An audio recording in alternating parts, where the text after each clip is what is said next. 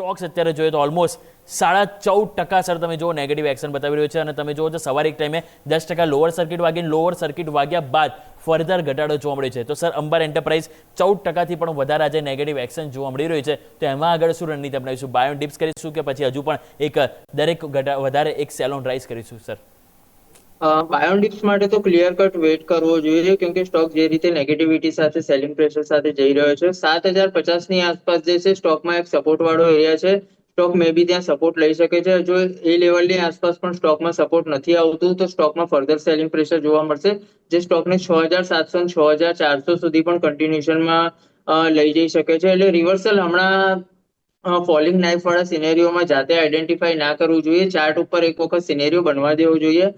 Proper રિવર્સલનું કોઈ confirmation આવે અને એક એસએલ વાળી જગ્યાએ જે છે પ્રોપર આઈડેન્ટિફાઈ થાય અને રિસ્ક રિવોર્ડ ફેવરેબલ હોય પછી જ આમાં ધ્યાન રાખીશું. બિલકુલ હમણાં હાલ પૂરતું જે છે અવોઇડની સલાહ રહેશે. કોઈની પાસે હોય તો 7,050 વાળું લેવલ છે એને ક્લોઝિંગ બેઝિસ ઉપર ધ્યાન રાખીશું. એની નીચે જો બંધ આવે છે તો એક વખત એસએલ લેવો હોય તો પણ લઈ શકાય છે. ઓકે, આ રીતે એક વ્યૂ બનતો જોવા મળે છે. જરૂરથી આપણે લેવલ સ્પેસિફિક ધ્યાન રાખવાની સલાહ